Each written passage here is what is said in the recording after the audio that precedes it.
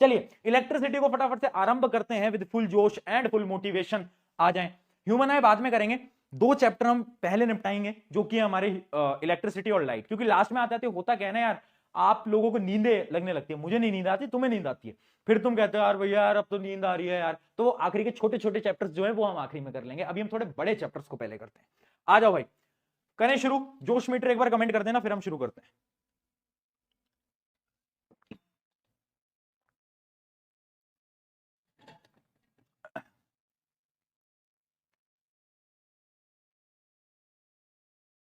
चलिए, है ना, अगर इलेक्ट्रिसिटी नहीं पड़ा तो क्या होगा, तो तुम्हारे साथ होगा, एक नंबर पानी में गया छपाक, दो नंबर पानी में गए छपाक, पांच नंबर पानी में गए छपाक, पांच नहीं 8 नंबर पानी में गए छपाक, क्योंकि 7-8 नंबर का चैप्टर आता है, तो आई होप आपको पता होगा इसका वेटेज कितना है, तो थोड़ा बहुत सतर्क रहेंगे।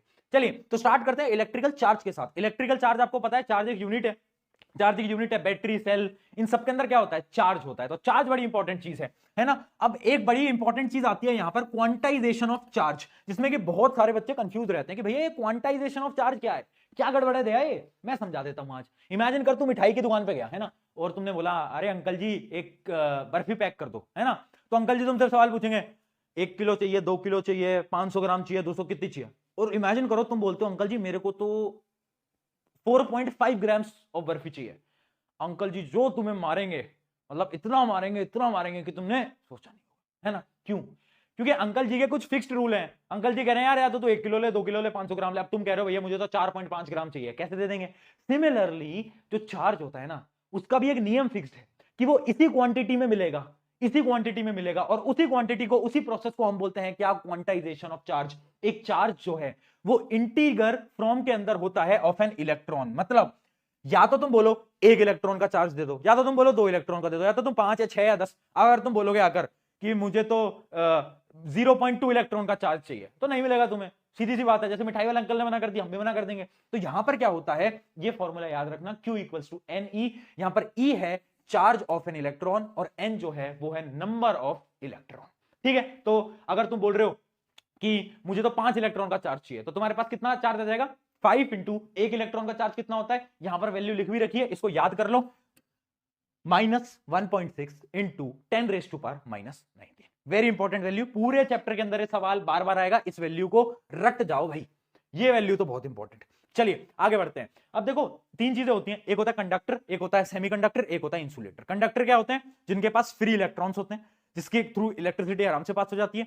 इंसुलेटर जो होते हैं इनके पास फ्री इलेक्ट्रॉन नहीं होते, तो इलेक्ट्रिसिटी पास नहीं होती। और एक होता है सेमीकंडक्टर, इनके पास इलेक्ट्रॉन्स होते हैं बट ज्यादा नहीं होते, तो थोड़ी बहुत इलेक्ट्रिसिटी पास हो जाती है। ठीक है, चलिए अब इलेक्ट्रिकल करंट। इलेक्ट्रिकल करंट क्या होता है, कुछ नहीं होता, फ्लो ऑफ चार्ज।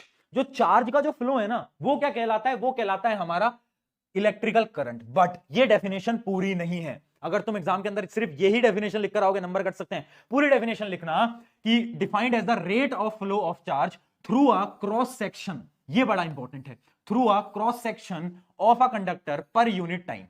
ठीक है, तो चार्ज का फ्लो है पर यूनिट टाइम में, और किसके through, a cross sectional area. ये जरूर लिख के आना, ये लाइन जरूर लिख के आना, क्योंकि यहां पर हम एक कंडक्टर की बात कर रहे हैं, उसके क्रॉस सेक्शन एरिया में से जो पास हो रहा है ना, उसको हम बोल रहे हैं क्या, इलेक्ट्रिकल करंट। करंट का फॉर्मूला क्या होता है, करंट का बड़ा बेसिक सा फॉर्मूला है जो कि होता है Q/T, हम सबको पता है। करंट का यूनिट क्या होता है, करंट का यूनिट होता है एंपियर, ये भी हम सबको पता है, बड़ी सिंपल सी चीज है, करंट का यूनिट होता है एंपियर। ठीक है, अब एक सिंपल सा सवाल बार बार पूछा जाता है, डिफाइन 1 एंपियर।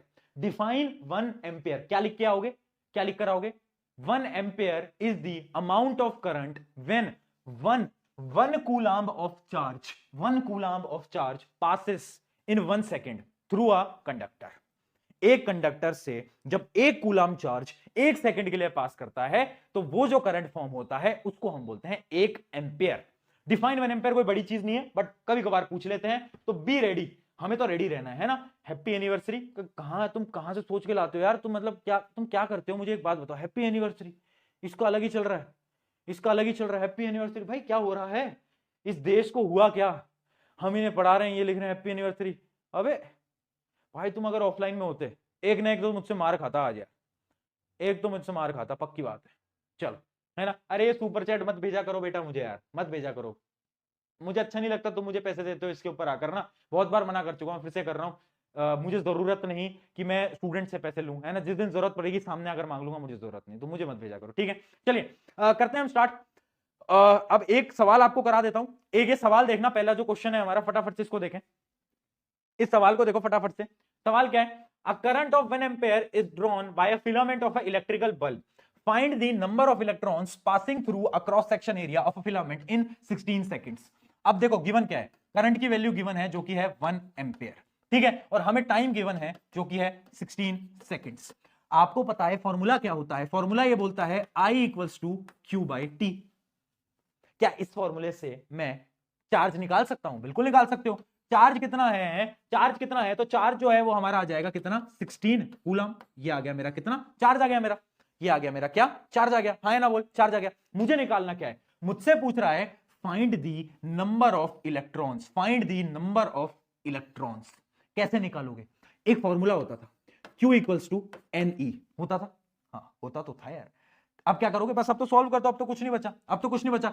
Q की वैल्यू आपको पता है, E की वैल्यू आपको पता है कितनी होती है, 1.6 into 10 raise to power minus 19। बस अब इसको बस N आपको निकालना है, तो अब तो बेसिक कैलकुलेशन बची है, वो आप कर लोगे और आंसर आप निकाल लोगे। क्लियर, क्लियर, आ गया ना, 10 रेज टू पावर 20, बहुत बढ़िया, सही, ठीक है। तो अब तो बिल्कुल बेसिक कैलकुलेशन ये आपकी बची है, ऐसे सवाल यहां से बनते हैं। अब एक बार वापस से पीछे आते हैं और हम उस कॉन्सेप्ट को देखते हैं जो कि है हमारा इलेक्ट्रिकल पोटेंशियल और पोटेंशियल डिफरेंस। देखो इलेक्ट्रिक पोटेंशियल, पोटेंशियल डिफरेंस कोई बड़ी चीज नहीं है। इलेक्ट्रिकल पोटेंशियल और पोटेंशियल डिफरेंस में एक डिफरेंस जरूर है, ध्यान से समझना। इलेक्ट्रिकल पोटेंशियल होता है अमाउंट ऑफ वर्क डन। देखो इमेजिन करो, मुझे मैं एक स्टूडेंट के घर गया, है ना, और वो पढ़ाई वढ़ाई नहीं करता था, तो मुझे उसका फोन उठाना था और फोन डस्टबिन में डालना था। तो the amount of work done, जो कि मैंने उसके फोन को उठाया और मैंने डाला, ठीक है। सिमिलरली क्या होता है कि जो चार्ज है वो इनफाइनाइट में है, उस चार्ज को मुझे इनफाइनाइट से उठाकर कहां पर लाना है, यहां पर लाना है। तो जो वर्क डन हुआ ना, उस वर्क डन को हम क्या बोलते हैं, उस वर्क डन को हम बोलते हैं क्या, इलेक्ट्रिकल पोटेंशियल। एक चीज याद रखना, ये पर यूनिट चार्ज की बात हो रही है, मतलब मैं 1 कूलम चार्ज को उठाकर ला रहा हूं यहां तक, उसको हम बोलते हैं क्या, उसको हम बोलते हैं इलेक्ट्रिकल पोटेंशियल। और पोटेंशियल डिफरेंस क्या होता है, पोटेंशियल डिफरेंस ये होता है कि पहले तो मैं इनफाइनाइट से चार्ज उठा रहा था और यहां पर ला रहा था, बट अब चार्ज इनफाइनाइट पे नहीं है, चार्ज कहीं और पे है। मान लो मोबाइल फोन तुम्हारे किसी दोस्त के घर पे है, अब मैं मोबाइल फोन तुम्हारे दोस्त के घर से लाऊंगा, तुम्हारे घर तक लाऊंगा, फिर तुम्हारे डस्टबिन में फेंकूंगा। सिमिलरली चार्ज जब कहीं और पे है, एक पोजीशन से दूसरी पोजीशन पे जब हम चार्ज को लेकर आते हैं, तो उसमें जो वर्क डन हुआ है उसको हम बोलते हैं potential difference. Electrical potential infinite से चार्ज लेकर आए, इलेक्ट्रिक पोटेंशियल डिफरेंस क्या है, एक पोजीशन से दूसरी पोजीशन पे लेकर आए, ठीक है। क्लियर, एकदम क्लियर, बताओ, एकदम क्लियर, एकदम क्लियर। जिसने अभी तक ये लाइक नहीं करा है स्ट्रीम को, कृपया करके लाइक कर दो यार, मुझे बोलने का तुम मौका ही काहे देते हो, काहे मुझे मौका क्यों देते हो तुम देने वाला, थोड़ी तो शर्म कर लिया करो कि हाँ यार प्रशांत भाई बढ़ा रहे हैं, एक बार लाइक तो कर दें, ठीक है। तो इसका फॉर्मूला क्या होता है, इसका फॉर्मूला होता है V equals to W by Q, work done per charge, work done per charge. इसका यूनिट क्या होता है, इसका यूनिट होता है V, जिसको हम बोलते हैं वोल्टेज, वोल्टेज जो कि आपके घरों में सारा वोल्टेज वोल्टेज ही आता है, तो आपको ये पता ही होगा। चलिए बहुत बढ़िया। अब एक चीज याद रखना, डायरेक्शन ऑफ करंट। देखो करंट की डायरेक्शन क्या होती है, करंट की डायरेक्शन हमेशा होती है पॉजिटिव टू नेगेटिव। याद रखना, अगर आपका एक सर्किट है, मान लो एक बैटरी लगी हुई है और ऐसा एक आपका एक ऐसे सर्किट है, ठीक है, ये पॉजिटिव ये नेगेटिव, तो जो आपकी करंट की डायरेक्शन होगी ना वो होगी पॉजिटिव से नेगेटिव, ऐसे, ठीक है, ऐसे। बट याद रखना, जो आपकी इलेक्ट्रॉन्स है ना उनकी डायरेक्शन होती है नेगेटिव से पॉजिटिव। ये बार बार सवाल पूछा जाता है कि इलेक्ट्रॉन की डायरेक्शन क्या होती है, करंट की डायरेक्शन क्या होती है, तो याद रखना करंट की डायरेक्शन पॉजिटिव से नेगेटिव और इलेक्ट्रॉन की डायरेक्शन नेगेटिव से पॉजिटिव। इस पॉइंट को दिमाग के अंदर डाल देंगे। चलिए आगे बढ़ते हैं। अब एक बार ये वाला सवाल करो, ये वाला सवाल करो, नीचे वाला। How much work is done in moving charge of 2 coulomb from a point of 118 volt to 128 volt. Given क्या है, हमें दो पोटेंशियल गिवन है। पहला पोटेंशियल V1 हमें गिवन है कितना, 118, दूसरा पोटेंशियल V2 हमें गिवन है 128 वोल्ट वोल्ट, ठीक है। और हमें चार्ज गिवन है, Q गिवन है, Q कितना है, Q गिवन है 2 कूलम। अब कैसे निकालोगे, अरे फॉर्मूला बता दिया रे मूर्खों, कैसी बात करते हो। वर्क डन इक्वल्स टू कितना आ जाएगा, बोलो बोलो जल्दी निकालो, अब तो फॉर्मूला भी बता रखा है। क्या पूछ रहा है, वर्क डन पूछ रहा है बेटा, वर्क डन पूछ रहा है, बताओ निकाल लोगे, निकाल लोगे। वर्क डन का क्या फॉर्मूला होता था, अभी बताया। इतनी मतलब ऐसे जल्दी मत भूला करो प्लीज यार, बुरा लग, दिल से बुरा लगता है, ठीक है। अभी मैंने आपको बताया potential equals to work done by charge, बताया बिल्कुल पता है। अब यहां पर पोटेंशियल डिफरेंस की बात हो रही है, क्यों? क्योंकि देखो दो पोटेंशियल हैं, तो इसको इसमें से सब्ट्रैक्ट कर लो, वो निकल जाएगा मेरा पोटेंशियल डिफरेंस। कितना आ गया मेरा सब्ट्रैक्ट करने पे? ये आ जाएगा 10। तो मेरी V की वैल्यू आएगी 10 वोल्ट। ठीक है, 10 volt is equals to W by charge कितना है? चार्ज कितना है? 2 कूलम। बस, तब इस 2 को इधर ले जाओ। W कितना आ गया? W आ गया मेरा 20। बहुत बढ़िया। जूल लगा देना बेटा, वर्क डन का जो यूनिट होता है वो होता है जूल, याद रखें, जूल लगा दें। Joule joule joule, Julie Julie, वो एक गाना था ना, जूली जूली, वो वाला, बिल्कुल एकदम सेम, सेम टू सेम। चलिए 120 कैसे आ रहा है रे तेरा? 120 नहीं है बेटा, 20 है। ठीक है, चलिए आई कैसे क्लियर है? अब एक बार 1 वोल्ट की भी डेफिनेशन पढ़ लो, मैं पानी पी लेता हूं जब तक।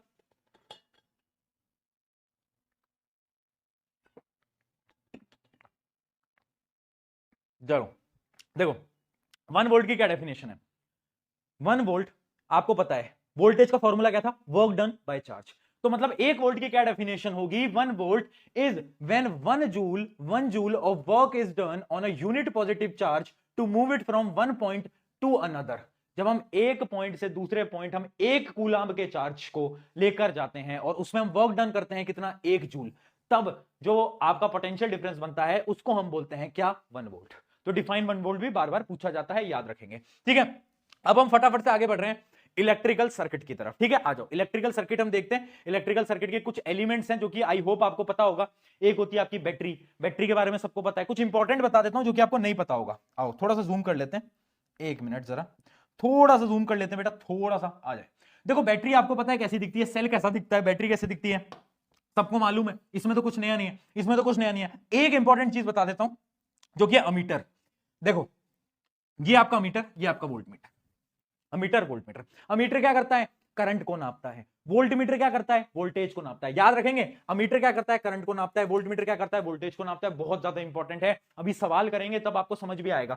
अमीटर और वोल्ट मीटर के बीच में एक डिफरेंस समझ लो, क्योंकि डिफरेंस बड़ा इंपॉर्टेंट है। पहली चीज ये है कि अमीटर करंट नापता है, ये वोल्टेज नापता है। और ध्यान से समझना, ये जो है ना अमीटर, ये हमेशा सीरीज में लगाया जाता है, ये हमेशा रेजिस्टेंस के सीरीज में लगाया जाता है ना। और जो वोल्ट मीटर है वो हमेशा पैरेलल में लगाया जाता है। सीरीज पैरेलल क्या होता है? आई होप इतना पता होगा। आई होप सीरीज और पता है ना, सीरीज पैरेलल एक बार बता दो। सीरीज पैरेलल पता है क्या? जल्दी बताओ, पता है ना? अरे कभी मैं सोच रहा कि यार तुम्हें पता ना हो। हाँ ठीक है ठीक है, अरे वाह वाह, तुम्हें आता है, चलो बहुत बढ़िया। ठीक है, तो ये हमेशा किसमें लगता है? सीरीज में। ये लगता है हमेशा किसमें? पैरेलल में। ये इसका डिफरेंस है, कभी कभार अमीटर वोल्ट मीटर के बीच में डिफरेंस आ जाता है। अब हम बढ़ रहे हैं ओम्स लॉ। ओम्स बाबा आए, अब ओम्स बाबा की एंट्री होगी। अब समझ लेना, ये जो ओम्स लॉ है ना, ये पूरे चैप्टर का सबसे इंपॉर्टेंट आदमी है। ये सबसे इंपॉर्टेंट आदमी है, ठीक है, क्योंकि इसी के इर्द गिर्द हम आगे का पूरा चैप्टर करने वाले हैं। ओम्स लॉ है पूरी की पूरी इंडस्ट्री का गुंडा। पहले तो हम क्लास के गुंडे की बात कर रहे थे, ये पूरी इंडस्ट्री का गुंडा, क्योंकि ये बड़ा इंपॉर्टेंट है। अब ओम्स बाबा ने क्या बोला? ओम्स बाबा आए और उन्होंने बोला कि यार ये जो तू वोल्टेज बोल रहा है ना, वो करंट के डायरेक्टली प्रोपोर्शनल होता है ना। क्या बोला उन्होंने? जो वोल्टेज है ना वो करंट के डायरेक्टली प्रोपोर्शनल है।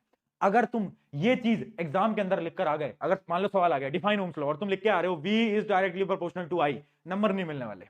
पता है क्यों? एग्जैक्ट डेफिनेशन सुन लो। डेफिनेशन ये बोलती है, Ohm's law states that voltage across the conductor is directly proportional to the current flowing through, आगे देखना, provided all physical condition and temperature remains constant। अगर ये लाइन नहीं लिखी, आधा नंबर पानी में गया छपाक, ये हो जाएगा तुम्हारे साथ।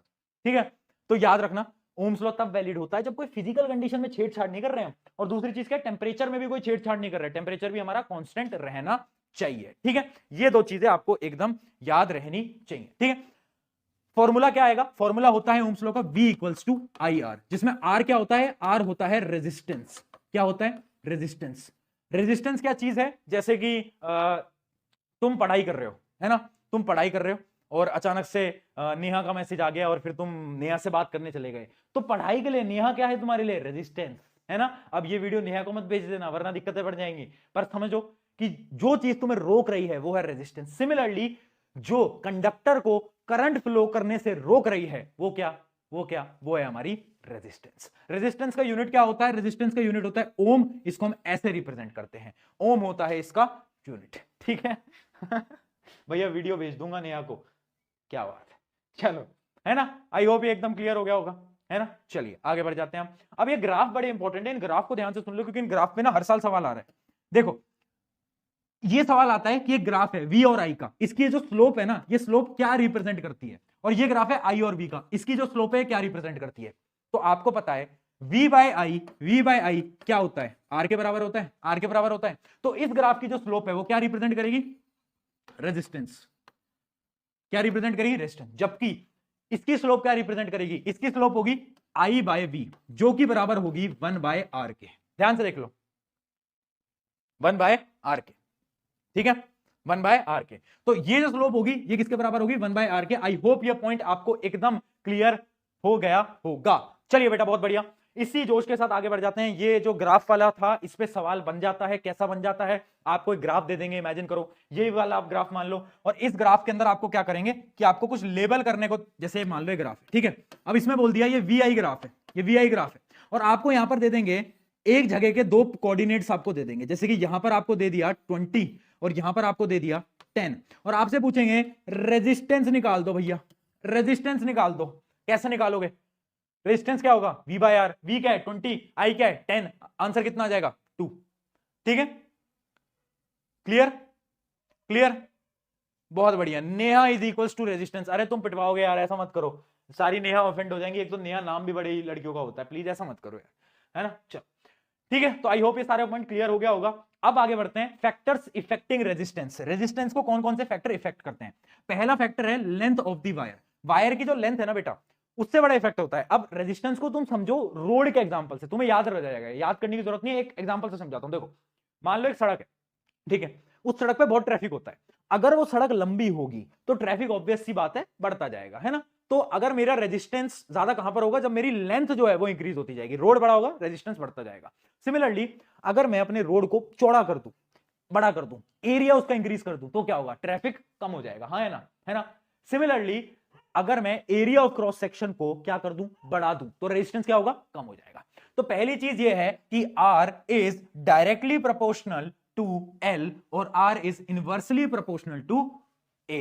ठीक है, याद रखेंगे, लेंथ अगर इंक्रीज होगी रेजिस्टेंस इंक्रीज होगा, अगर एरिया इंक्रीज होगा रेजिस्टेंस टक टक टक टक टक डाउन। बहुत बढ़िया, चलिए आई होप यहां तक क्लियर है। अब एक बड़ी इंपॉर्टेंट चीज आती है जिसको हम बोलते हैं प्यार से रेजिस्टिविटी, मतलब प्यार से नहीं बोलते रेजिस्टिविटी, है तो बड़ी बेकार चीज बट प्यार से हम बोल लेते हैं रेजिस्टिविटी। ठीक है, अब रेजिस्टिविटी क्या होती है, रेजिस्टिविटी ना हर एक मटेरियल की कैपेबिलिटी है, हर एक मटेरियल की कैपेबिलिटी है, ठीक है, कि वो करंट को फ्लो होने से रोक सके। मतलब हर एक मटेरियल की कैपेबिलिटी है टू स्टॉप दी करंट, ठीक है, वो उसको हम बोलते हैं एक तरीके से क्या, रेजिस्टिविटी, इलेक्ट्रिकल रेजिस्टिविटी या फिर रेजिस्टिविटी, इसको हम बोल रहे होते हैं। इसका सिंबल होता है ऐसे, इसका सिंबल होता है कैसे, ऐसे, इसको हम रो बोलते हैं, इसको हम रो क्या बोलते हैं बेटा, इसको हम बोलते हैं रो। ठीक है, रोना नहीं है, साइंस का पेपर देख के वो वाले आंसू नहीं, ऐसे तुम मुझसे पढ़ रहे हो, पेपर के आंसू क्यों निकलेंगे, तुम पेपर में मचाकर आओगे, है ना। पेपर को बिल्कुल तुम ऐसा कर देना कि भैया सारे सवाल बना दिए, और जिस दिन तुम पेपर देकर आओगे एक गूगल फॉर्म डालूंगा मैं, याद रखना है गूगल फॉर्म डालूंगा, उसमें अपनी वीडियो रिकॉर्ड करके अपना रिएक्शन रिकॉर्ड करना है कि भैया से पढ़ा था, पेपर कैसा गया, अपना जेन्युइन रिएक्शन रिकॉर्ड करना है सबको, तब आएगा मजा, तब मैं तुम्हारे जूनियर को दिखाऊंगा कि देखो भाई ऐसा पढ़ के गए थे बच्चे। चलिए बहुत बढ़िया, है ना। अब एक फॉर्मूला सुन लो मेरी बात, एक फॉर्मूला होता है जो कि आपने पढ़ा भी होगा, R equals to rho L by A. ये बड़ा इंपॉर्टेंट फॉर्मूला है R का, ठीक है, रो L बाय ए। रो क्या है आपकी रेजिस्टिविटी, R क्या है आपका लेंथ, A क्या है आपका एरिया ऑफ क्रॉस सेक्शन। ठीक है, आई होप ये क्लियर है, ये क्लियर है, एकदम क्लियर है भैया। ब्रेक, नो ब्रेक बेटा, नो ब्रेक। 9 इस चैप्टर को खत्म करके ब्रेक लिया जाएगा, टेंशन ना लीजिए, इस चैप्टर को पक्का खत्म करके ब्रेक लेंगे, चिल कीजिए। ठीक है, ये एकदम क्लियर है, रो L बाय ए, इसमें कोई दिक्कत, इसमें कोई परेशानी। अब एक इंपॉर्टेंट पॉइंट याद कर लेना, ये जो रेजिस्टिविटी है ना, इसका यूनिट क्या होता है, इसका यूनिट होता है ओम मीटर। डायरेक्टली एमसीक्यू के अंदर पूछा जा चुका है रेजिस्टिविटी का यूनिट ओम मीटर। ठीक है, ओम मीटर। आई होप ये एकदम क्लियर हो गया होगा। अब इसके कुछ न्यूमेरिकल्स मैं आपको दिखा देता हूं। अच्छा पहले डिफरेंस की बात कर लेते हैं, डिफरेंस की बात कर लेते हैं। एक चीज समझ लेना कि इतना समझो, रेजिस्टिविटी जो है ना वो एक प्रॉपर्टी है, एक एलिमेंट की प्रॉपर्टी है। जैसे कि मेरे अंदर ताकत है, मेरे अंदर ताकत है तो वो मेरे अंदर की ताकत है। सिमिलरली एक एलिमेंट की ताकत करंट को रोकने की, वो क्या कहलाती है, वो मेरी कहलाती है क्या, रेजिस्टिविटी। ठीक है, और जो रेजिस्टेंस होता है ना वो बहुत चीजों पे डिपेंड करता है, जैसे कि लेंथ पे, एरिया ऑफ क्रॉस सेक्शन पे, जबकि रेजिस्टिविटी किसी पे डिपेंड नहीं करती। रेजिस्टिविटी बोलती है कि मैं तो बस एक चीज पे डिपेंड करती हूं, जो कि है क्या, टेम्परेचर। टेम्परेचर पे डिपेंड करती है रेजिस्टिविटी, उसके अलावा लेंथ, एरिया, वेरिया किसी से फर्क नहीं पड़ता। तो ये छोटा सा हमारा एक डिफरेंस है, ठीक है। अब देखो एग्जाम में न्यूमेरिकल कैसा आएगा। इमेजिन करो एक न्यूमेरिकल आ गया एग्जाम के अंदर, देखते हैं, हमें फॉर्मूला याद है, ये फॉर्मूला याद रखना, ये फॉर्मूला याद रखना, ठीक है। सवाल ये आया कि एक वायर थी, अब उस वायर की ना मैंने जो लेंथ है, लेंथ को क्या कर दिया, डबल कर दिया, ठीक है। और जो उसका एरिया है ना, उसको मैंने क्या कर दिया, एरिया को हाफ कर दिया है, a/2 कर दिया। अब पहले जो रेजिस्टेंस था वो था मेरा 10 ओम। अब बताओ ये दो चेंजेस करने के बाद मेरा जो न्यू रेजिस्टेंस है वो कितना आएगा, बताएं फटाफट।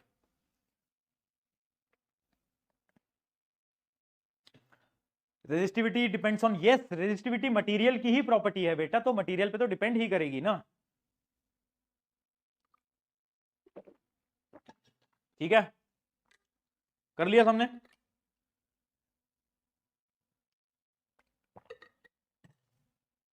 भैया खाना खाने जाना है, नहीं नहीं बेटा अभी नहीं, 9 बजे। देखो कैसे सॉल्व करोगे, आपको पता है लेंथ जो है वो डबल कर दिया है, तो यहां पर आप लिख दो 2l, एरिया हाफ कर दिया है, यहां पर लिखो a/2, तो ये वाला जो 2 है ये ऊपर चला जाएगा, और आप देखोगे तो ये ओवरऑल टर्म आ जाएगी 4 रो l/a, मतलब जो पहले रेजिस्टेंस था उसका 4 गुना आ गया। पहले कितना था 10, पहले कितना था 10, समझ पा रहे हो। इतने बच्चों ने गलत करा है, अबे तुम्हारे पेपर हैं, तुमने इतनी ये क्वेश्चन को गलत करा, 40 आएगा बेटा 40। ध्यान से देखो मैंने क्या करा, लेंथ डबल हो गई तो यहां पर मैंने लिख दिया 2l, एरिया क्या हो गया, एरिया हाफ हो गया, इसको a/2, 2 ऊपर चला गया, तो फाइनल क्या बनी 4 रो l/a, और रो l/a को मुझे पहले वैल्यू पता है जो कि है 10, है ना, तो यहां पर 10 लिख दो, तो फाइनल आंसर कितना आ जाएगा 40, 40 ओम, 40 ओम। सर वॉशरूम ब्रेक, अरे भाई जाओ तुम वॉशरूम जाओ, खुश रहो, जी लो अपनी जिंदगी, है ना, जी लो अपनी जिंदगी। चलिए आगे बढ़े।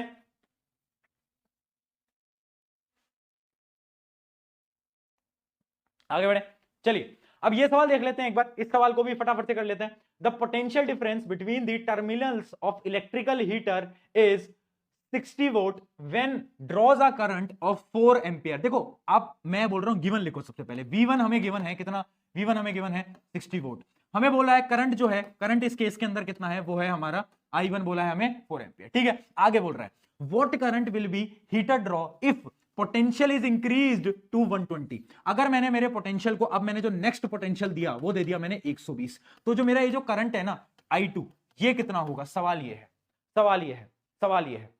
अब बताओ कैसे निकालेंगे, कैसे निकालेंगे बताओ, मैं बताऊं, बहुत सिंपल मेथड है, कुछ नहीं करना, क्या बोला, ओम्स लॉ, ओम्स लॉ। इस केस के अंदर से आप क्या करो, आर निकाल लो, रेजिस्टेंस निकाल लो। रेजिस्टेंस क्या होता है, आर होता है V/I, ठीक है, तो वो कितना हो जाएगा 60/4, 60/4, ठीक है। कोई दिक्कत, कोई समस्या, सिंपल चीजें चल रही हैं। 15 आ गया, 15 आ गया।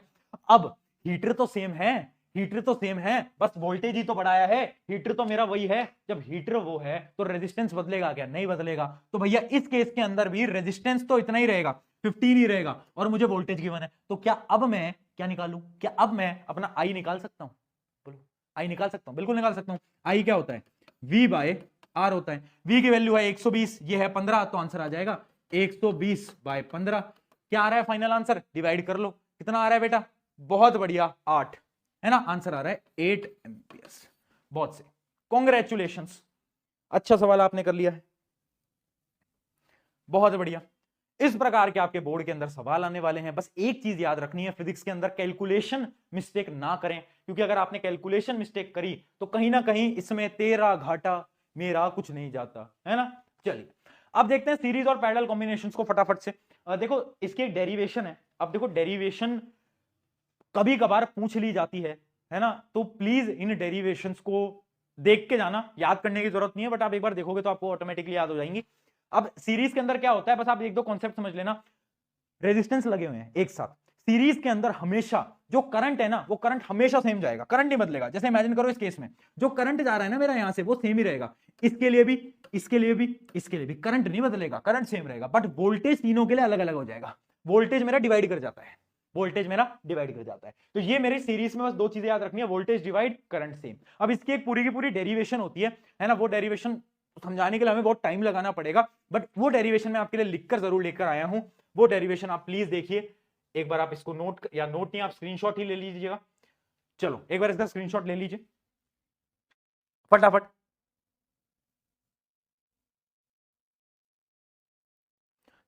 सर पास हो जाएंगे क्या? अरे फुल नंबर लेकर आओगे, पास के सपने क्यों देख रहे हो यार?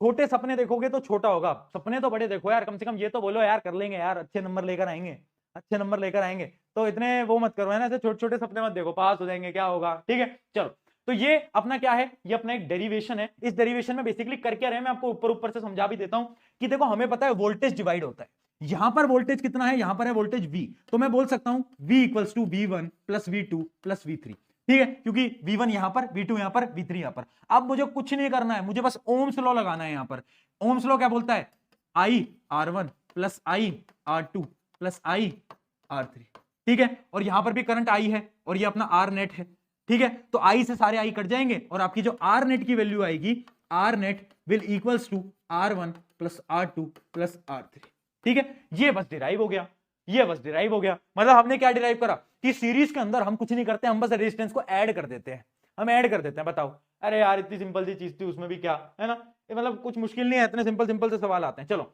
अब बात करते हैं पैरेलल में। पैरेलल में आपको दो चीजें याद रखनी है। पहली चीज, पैरेलल में जो करंट है वो डिवाइड होता है, वोल्टेज सेम रहता है, ठीक है। जैसे कि ये देखो, अब इसमें करंट जो है ना तीनों ब्रांचेस में डिवाइड होगा, तो मैं लिख देता हूं कि आई डिवाइड, और जो वोल्टेज है ना V वो सेम रहेगा। मतलब इस रेजिस्टेंस, इस रेजिस्टेंस, इस रेजिस्टेंस, तीनों में जो वोल्टेज है वो मेरा एकदम सेम रहेगा, वो नहीं बदलेगा, वो नहीं बदलेगा, ठीक है। इसकी भी एक डेरिवेशन है आर नेट की, है ना, वो आप एक बार इसको भी स्क्रीनशॉट ले लो फटाफट से, है ना। इसकी भी बहुत सिंपल ही है, इसकी बहुत सिंपल है, ठीक है, इसकी भी बहुत ज्यादा सिंपल है। बस अपन को ये बनाना है कि जो आर इक्विवेलेंट होगा, जो आर नेट होगा, वो होगा 1/R1 plus 1/R2 plus 1/R3, क्योंकि हम बचपन से पढ़ते आ रहे हैं, ठीक है। चलिए आगे बढ़ते हैं। अब करते हैं एक प्यारा सा बेहतरीन सा छोटा मोटा सा सवाल। आ जाए फटाफट, पानी पी लेता हूं। बढ़िया है, आपने याद दिलाया मुझे, बहुत अच्छा याद दिलाया।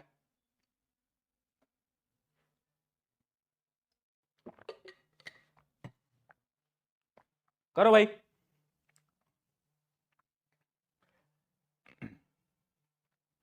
करा किसी ने? नहीं करा? अरे कर दो यार, क्या कर रहे हो यार, तुम्हें ऐसा मत करो, पिट जाओगे भैया। शायरी क्या शायरी, तुम्हें कौन सी, तुम्हें इतनी बार मैं रोस्ट कर चुका हूं, तुम्हें फिर भी शर्म नहीं आती ना, है ना। चलो तुम जैसे आशिकों के लिए एक फिर शायरी सुन लो कि दिल ने ये कहा है दिल से, दिल ने ये कहा है दिल से, तुम्हारा कट रहा है फिर से। चलिए भाई आ जाए, अब आप करें, अब करें, अब आ जाओ। देखो इसमें क्या बोल रहा है, डायग्राम आपको गिवन है और बोल रहा है reading of ampere, reading of volt meter आपको बतानी है। रीडिंग ऑफ एमीटर कहां है, अमीटर यहां पर लगा है, वोल्ट मीटर कहां है, यहां पर लगा है। हमें ये सारी चीजें निकालनी है। और तीसरी चीज है करंट अक्रॉस 1 ओम एम्पियर, मतलब इसमें करंट कितना होगा। देखो जब भी डायग्राम बेस्ड क्वेश्चन आए, पहला काम क्या करो, एक एक सवाल बताते चल रहा हूं, सुन लो। पहला काम है आर नेट निकाल दो, R net, R equivalent, R net निकाल दो। आर नेट क्या है, तीनों किसमें है, सीरीज में है, मतलब तीनों को ऐड कर दो, 1 + 2 + 3 कितना हो गया, 6 ओम, ठीक है। आर नेट निकाला, पहला सिंपल सा छोटा मोटा सा काम करा, आर नेट निकाला। दूसरा काम, करंट निकाल दो, पूरे सर्किट के अंदर जो करंट फ्लो हो रहा है वो निकाल दो। करंट कैसे निकाल दोगे, वोल्टेज गिवन है,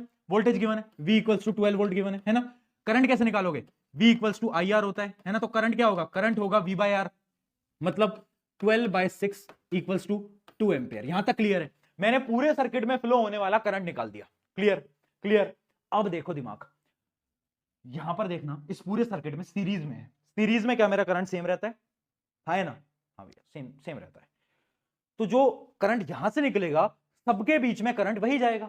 जो मेरा अमीटर है, ये जो मेरा अमीटर है, ये अमीटर भी तो उतना ही करंट नापेगा, है ना। तो अमीटर की रीडिंग तो हमें पता चल गया, अमीटर की रीडिंग तो इतनी होगी, है ना। अब सुनो मेरी बात, अब इमेजिन करो, इमेजिन करो यहां से करंट गया, यहां से करंट गया, अब यहां से करंट कितना जाएगा, इधर करंट तो सेम ही जाता है, तो 2 एम्पियर ही जाएगा, है ना। और यहां पर रेजिस्टेंस कितना है, रेजिस्टेंस कितना है, 3 ओम। तो क्या इसके लिए मैं पर्टिकुलरली इस रेजिस्टेंस के लिए वोल्टेज निकाल सकता हूं, बिल्कुल निकाल सकता हूं। V = IR, V = IR, I कितना है 2 और ये कितना है 3, तो V = 6 वोल्ट, ठीक है। तो ये जो वोल्ट मीटर है, इसकी जो रीडिंग होगी वो कितनी होगी, वो होगी मेरी बेटा कितनी, बोले यार कितनी, 6 वोल्ट, ठीक है। अगला सवाल क्या था, अब मुझसे लास्ट सवाल में ये पूछा था करंट अक्रॉस, इसके अक्रॉस करंट कितना होगा। पहले बता चुका हूं सीरीज के अंदर करंट इज सेम, तो इसके अंदर भी करंट कितना आएगा। बहुत बढ़िया, very simple, very simple. Digraj sir break मांग रहे हैं, क्यों ब्रेक मांग रहे हैं भाई? दिगराज सर कोई बोल तो ब्रेक नहीं मिलेगा, हम ऐसे ही पढ़ते हैं हम ऐसे ही पढ़ते हैं, है ना, हम no with no breaks, we study with sir, we study with no breaks, ठीक है मिलेगा बेटा, ब्रेक मिलेगा, थोड़ा सबर रखो, थोड़ा सबर रखो, ठीक है। चलो चलो चलो चलो, है ना, आगे बढ़ जाते हैं, आगे बढ़ते हैं। अब हम आगे बढ़ रहे हैं, ये एक न्यूमेरिकल था, अब हमें जूल्स हीटिंग के प्रिंसिपल पे हम आगे बढ़ चुके हैं। थोड़ी सी स्पीड अप हम करते हैं चीजों को, वरना बहुत ज्यादा डिले हो जाएगा। अब सुनते चलो, ये वाला कॉन्सेप्ट समझ गए, सीरीज पैरेलल क्या होता है, सीरीज पैरेलल के रेजिस्टेंस अभी आपको सॉल्व करने के लिए भी आगे दे दूंगा, टेंशन मत लो।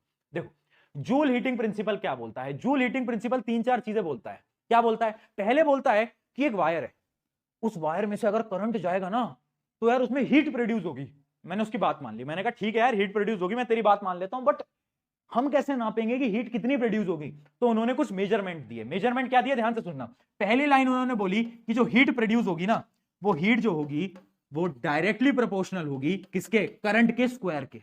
जो करंट फ्लो हो रहा है ना उसके स्क्वायर के डायरेक्टली प्रोपोर्शनल। मैंने कहा ठीक है। दूसरी स्टेटमेंट दी कि डायरेक्टली प्रोपोर्शनल होगी रेजिस्टेंस के, जितना ज्यादा रेजिस्टेंस हीट उतनी ज्यादा बनेगी। मैंने कहा ठीक है। फिर तीसरी चीज उन्होंने बोली कि एक और चीज के डायरेक्टली प्रोपोर्शनल है, जो कि है टाइम के। जितना ज्यादा टाइम के लिए आपकी करंट चलता रहेगा चलता रहेगा चलता रहेगा, उतनी ज्यादा हीट जनरेट होती रहेगी। तो तीन चीजें उन्होंने बोली और फाइनल फॉर्मूला बन के आया H=I²R_T। ये होता है मेरा जूल हीटिंग का प्रिंसिपल। जूल बाबा आए और उन्होंने बोला कि भैया अगर वायर में से करंट निकालोगे तो हीट तो निकलेगी। कैसे निकलेगी? इन तीन चीजों के बराबर निकलेगी। समझ आया?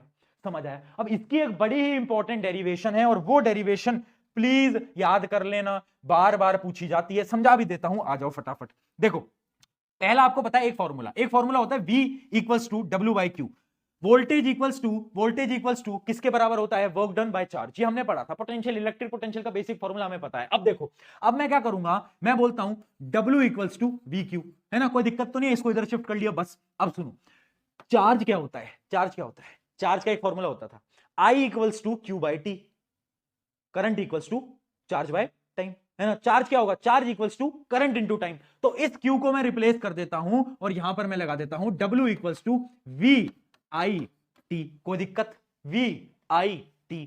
अब ओम्स बाबा आए और ओम्स बाबा ने बोला कोई फॉर्मूला मेरे बिना तो पूरा नहीं हो सकता। तो ओम्स बाबा को हम लगाएंगे और V को हम यहां से हटाएंगे। आपको पता है V=IR होता है, यहां पर IR लगा देंगे। W=I²RT। ठीक है, बताएं कोई समस्या, कोई दिक्कत? कोई समस्या, कोई दिक्कत, कोई परेशानी, कोई दुविधा? वो वाली परेशानियां मत बताना जो कि तुम्हें आ रही हैं, मैं यहां की बात कर रहा हूं। वो वाली परेशानियां मैं सोल्व कैसे करूंगा, ये बताओ। कोई दिक्कत? आ गया समझ? कुछ था इसमें नया? नहीं, बस ये हमने डिराइव करा, ये डेरिवेशन इंपॉर्टेंट है। चलिए बेटा आगे बढ़ जाते हैं फटाफट से। अब हम बढ़ रहे हैं practical applications of heating effect. अब इस न्यूमेरिकल करेंगे, टेंशन मत लो। देखो जो अभी हमने हीटिंग इफेक्ट देखा, इसके कुछ प्रैक्टिकल यूज हैं। बेटा दूंगा ब्रेक, दूंगा 5 से 10 मिनट का दे दूंगा, चलो खुश है ना। मैं भी थक गया हूं, बट अभी पढ़ना है, हमें रुकना नहीं है। देखो मैं आपको बस एक सिंपल सी चीज बोलता हूं, अगर तुम्हें ऐसा लग रहा है कि मतलब तुम ही मेहनत कर रहे हो और मैं अपने एंड से मेहनत नहीं कर रहा हूं, तो तुम एकदम गलत हो। मेरे लिए आसान नहीं होता, तुम तो बैठ के पढ़ रहे हो, मैं 4 घंटे खड़ा रहता हूं यहाँ, ठीक है। उससे पहले ये कंटेंट से स्लाइड, ये सब भी चीजें करनी होती हैं, है ना, और भी काम है। तो अगर तुम्हें ऐसा लग रहा है कि सिर्फ तुम मेहनत कर रहे हो तो तुम बिल्कुल गलत हो दोस्त। मेरे को भी तुम्हारे साथ लगना पड़ रहा है। आज के समय पर मेरी जो नींद है वो कितनी है? 6 घंटे से भी थोड़ी कम है। क्यों है? क्योंकि सारी चीजें मैनेज करने में समय लगता है दोस्त, ठीक है। समझना पड़ेगा आपको इस बात को, कहीं ना कहीं कुछ कुछ चीजें त्यागनी पड़ती हैं, आपको भी छोड़ना पड़ेगा अगर मार्क्स अच्छे लाने हैं तो। अगर नहीं छोड़ोगे नंबर नहीं आ पाते। चलिए हम बात कर रहे थे practical application of heating effect के। हीटिंग इफेक्ट के कुछ इंपॉर्टेंट प्रैक्टिकल एप्लीकेशन समझ लो। पहला और सबसे इंपॉर्टेंट है इलेक्ट्रिकल फ्यूज। ये जो मेरा फ्यूज है ना, ये बड़ा इंपॉर्टेंट है। ये फ्यूज क्या करता है? आपके घरों के अंदर फ्यूज लग रहे होंगे, जो आपके मीटर लगते हैं उसके अंदर एक फ्यूज होता है। वो फ्यूज क्या करता है? फ्यूज की ना एक बड़ी एक इंपॉर्टेंट प्रॉपर्टी है, इसका रेजिस्टेंस जो होता है ना, लिख लो, ये सवाल बार बार पूछा जाता है एमसीक्यू में, इसका रेजिस्टेंस हाई होता है, ठीक है। प्लस इसका मेल्टिंग पॉइंट जो होता है, मेल्टिंग पॉइंट जो होता है वो क्या होता है? लो होता है। नीचे वाले सिंबल से रिप्रेजेंट कर रहा हूं, लो होता है। अब इसका क्या काम है? इमेजिन करो करंट आया, अचानक से गलती से बहुत सारा करंट आ गया तुम्हारी सप्लाई के अंदर, तो ये क्या करता है? इसका मेल्टिंग पॉइंट क्या होता है? लो होता है। तो ये पिघल जाता है और जो तुम्हारी सप्लाई है ना उसको ब्रेक कर देता है। अब भैया सप्लाई को ब्रेक क्यों कर रहा है? क्योंकि तुम्हारे घर में है फ्रिज, एसी, बहुत सारे महंगे महंगे अप्लायंसेस लगे हैं। अब अगर वो इतना हाई वोल्टेज तुम्हारे आ गया घर के अंदर तो क्या होगा, वो सारे अप्लायंसेस खराब हो जाएंगे। इस वजह से जब भी वोल्टेज इंक्रीज होता है तो ये क्या करता है, ये पिघल जाता है। और ये सबसे इंपॉर्टेंट काम है इलेक्ट्रिकल फ्यूज का। सबके घरों के अंदर इलेक्ट्रिकल फ्यूज लग रहे होते हैं। अब दूसरी चीज है इलेक्ट्रिकल बल्ब। अब देखो इलेक्ट्रिकल बल्ब जो होती है, आज वाली बल्ब नहीं कह रहा, पुराने जमाने की बल्ब। अब तो तुम एलईडी वगैरह सब लगवा रखी है सबने। पुराने जमाने में जो बल्ब थी, जो येलो कलर की लाइट देती थी, अब भी होगी कुछ घरों में येलो कलर की जो लाइट देती है, वो जो होती है ना, वो टंगस्टन से बनती है। उसके जो फिलामेंट होता है ना, वो टंगस्टन से बनती है। अब सवाल आएगा कि टंगस्टन से क्यों बनती है, टंगस्टन में ऐसा क्या खास है? तो टंगस्टन में बहुत सारी चीजें खास हैं। पहली चीज है हाई रेजिस्टेंस। क्या है बेटा? हाई रेजिस्टेंस, बहुत इंपॉर्टेंट, हाई रेजिस्टेंस। क्यों? देखो इलेक्ट्रिकल बल्ब कैसे जलती है? हीट की वजह से करंट आता है, करंट आता है, रेजिस्टेंस हाई है, रेजिस्टेंस हाई है। मैंने भी आपको बताया heat is directly proportional to resistance. अब रेजिस्टेंस हाई है तो करंट आ रहा है, रेजिस्टेंस हाई है, और आपकी जो हीट है वो इंक्रीज होती जा रही है। अब वो जो हीट है वही आपको लाइट की फॉर्म में दिखती है और उसी से आपका उजाला होता है। आपने कभी अगर देखा हो, वो जो पुराने जमाने वाली बल्ब आती थी, उनको छू के देखना कभी, एकदम गर्म होती थी। क्यों? क्योंकि हीट बहुत ज्यादा रिलीज करती थी वो। क्यों? क्योंकि वो टंगस्टन की बनती थी। ठीक है। और तीसरा क्या है, जो कि है electrical heating device is such as आपके इलेक्ट्रिकल हीटर्स। बहुत जगहों पे जैसे ठंड बहुत ज्यादा पड़ती है तो इलेक्ट्रिकल हीटर्स को यूज किया जाता है। इलेक्ट्रिकल हीटर्स किसके बनते हैं? वो बनते हैं, आपका एक मटेरियल होता है, इसको 1 मिनट में ऊपर कर देता हूं। वो बनते हैं एक मटेरियल जिसको हम बोलते हैं नाइक्रोम। एक मटेरियल होता है नाइक्रोम। अब सवाल आएगा कि इलेक्ट्रिकल हीटर्स नाइक्रोम के क्यों बनते हैं? क्योंकि नाइक्रोम के पास है 2 प्रॉपर्टी। सबसे पहली प्रॉपर्टी क्या है? वही सेम कि इसके पास भी क्या है? हाई रेजिस्टेंस है, हाई रेजिस्टेंस है। बट इसके पास एक और प्रॉपर्टी है। क्या है? कि ये ऑक्सीडाइज नहीं होता। क्या नहीं होता? ये ऑक्सीडाइज नहीं होता। ठीक है, याद रखना, ये क्या नहीं होता? ये ऑक्सीडाइज नहीं होता। अब देखो, मान लो एक हीटर है, हीटर की एक कॉइल रखी है। अब तुम उस हीटर को चला रहे हो, हीटर एयर के साथ रिएक्ट कर रहा है, और मान लो अगर हीटर की कॉइल ऑक्सीडाइज हो गई तो कॉइल तो खराब हो जाएगी। इस वजह से वो नाइक्रोम मटेरियल का बनाते हैं, क्योंकि नाइक्रोम जो होता है वो हीट भी देता है और ऑक्सीडाइज भी नहीं होता। ठीक है, वो ऑक्सीडाइज भी नहीं होता। इस वजह से वो इस मटेरियल के बन रहे होते हैं। ये 2 प्रॉपर्टी है नाइक्रोम की, ये मैंने आपको बता दिया। इलेक्ट्रिक बल्ब और इलेक्ट्रिक फ्यूज। क्या इसमें किसी को कोई दिक्कत? बता दो। हम बढ़ रहे हैं इलेक्ट्रिकल पावर की तरफ। जब तक मैं पानी पी लेता हूं। एक बच्चे ने लिख दिया पानी पी लीजिए।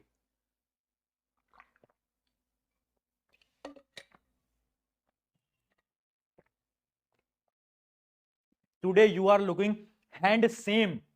बच्चे ने लिखा है हैंड सेम। हैंड सेम क्या होता है बेटा, ये बताओ मुझे। पढ़ाई वढ़ाई बाद में करेंगे, हैंड सेम क्या होता है ये बताओ मुझे। ठीक है, चल। हाँ बेटा, ज्यादा देर का नहीं है, 10 मिनट रुक जाओ, ब्रेक मिल जाएगा। ठीक है, आज देखो इलेक्ट्रिकल पावर क्या होती है। इलेक्ट्रिकल पावर जो हम अभी बात कर रहे थे ना, आपको पहले डेफिनेशन बता दूं, फिर आपको पूरा कॉन्सेप्ट बता दूंगा। Electrical power measures the rate of electrical energy transferred by a electrical circuit पर यूनिट टाइम। जो इलेक्ट्रिकल एनर्जी आ रही है ना, जो वर्क डन हो रहा है ना, उसी को जो per unit time, work done per unit time is क्या? Electrical power. इलेक्ट्रिकल पावर का बस एक फॉर्मूला याद रखो, work done per unit time. ठीक है, जो इलेक्ट्रिकल एनर्जी आ रही है, 1 सेकंड में कितनी एनर्जी आ रही है, वो है पावर। वो क्या है? वो है पावर। हर अप्लायंस की अपनी अपनी पावर होती है। आप देखो, सबकी ना पावर के यूनिट्स लिखे होते हैं। पावर का यूनिट होता है वॉट। क्या होता है? याद रखेंगे, क्या होता है? वॉट। यहां पर लिख भी लो, डब्ल्यू से रिप्रेजेंट करते हैं वॉट। तो आप देखोगे कोई भी अप्लायंस, आप देखो उसके पीछे डब्बे पे लिखा होता है कि कितना वॉट है, 400 वॉट है, 200 वॉट है, 300 वॉट है, 30 वॉट है, सब में लिखा होता है। ठीक है, तो अब इसके कुछ फॉर्मूले आपको याद रखने हैं, और इंपॉर्टेंट फॉर्मूले एक बार ध्यान से समझ लेना। पहला फॉर्मूला क्या है, ये तो मैंने आपको बता ही दिया, work done by time taken. But इस फॉर्मूले पे सवाल नहीं आते मेजरली। सवाल किस फॉर्मूले पे आते हैं? वो आते हैं power equals to V I. ये है सबसे important formula. Power equals to voltage into क्या? करंट। अब इसको थोड़ा बहुत कन्वर्ट भी कर सकते हो ओम्स लॉ की मदद से। V को यहां से रिप्लेस कर दो। V क्या होता है? IR। तो मैं लिख सकता हूं power equals to I square R। बताओ कोई दिक्कत? अब दूसरे केस में I को रिप्रेजेंट, I को हटा दो ओम्स लॉ की मदद से। I को हटाओगे तो क्या आएगा? I को हटाओगे क्या? I की वैल्यू किसके बराबर होती है? V बाय R के। तो एक फॉर्मूला बन गया power equals to V square by R। बताओ, ये 3 फॉर्मूला क्लियर?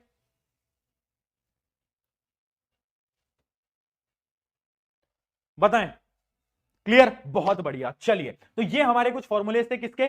इलेक्ट्रिकल पावर के। यार फिर गाने बज रहे हैं बाहर यार, डेली डेली कौन किसका डीजे जाता है और गाने चलते हैं एकदम भोजपुरी। मेरे से समझ नहीं आ रहा है, डेली डेली इसी टाइम पे, कल भी इसी टाइम पे गाने चल रहे थे, कौन किसका डीजे जाता है ये डेली डेली, मुझे समझ नहीं आ रहा है यार।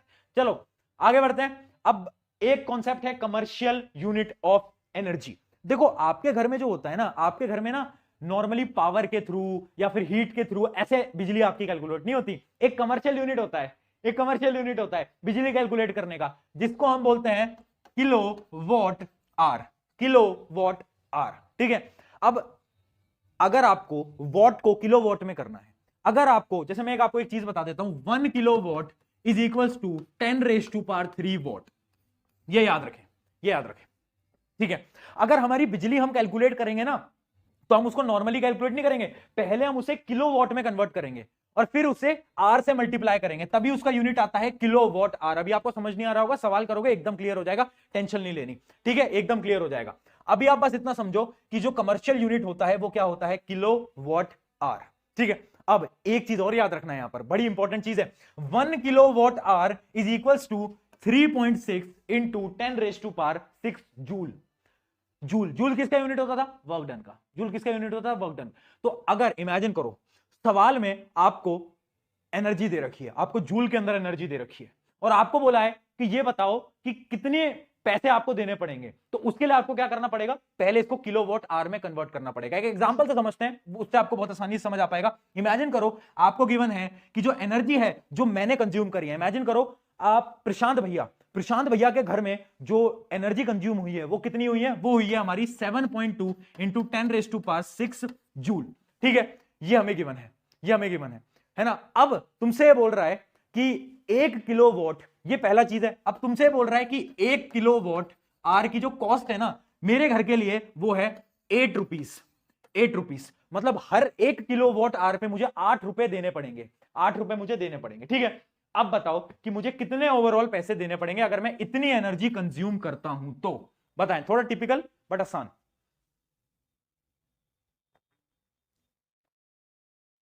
कितने, जितने भी रुपए आए वो मुझे पेटीएम पे पैसे कर देना है ना। पेटीएम पे मुझे मेरा नंबर लिख लो और मुझे पेटीएम पे वापस कर देना है। मेरा यार बिजली का बिल है, भर दो यार, ऐसे मत करो, है ना। चलो 16, बहुत बढ़िया। क्यों, क्योंकि देखो पहले मुझे इसको किलोवाट आवर में कन्वर्ट करना पड़ेगा। कैसे करूंगा, मैं इसको डिवाइड करूंगा, 3.6 इंटू 10⁻6 से डिवाइड करूंगा तो आंसर आएगा 2, है ना। तो मतलब ये आ गया 2 किलोवाट आवर, और 1 किलोवाट आवर की वैल्यू कितनी है, 8 रुपीस, 8 रुपीस। तो 2 की कितनी हो जाएगी, 16 रुपए। तो 16 रुपए पेटीएम कर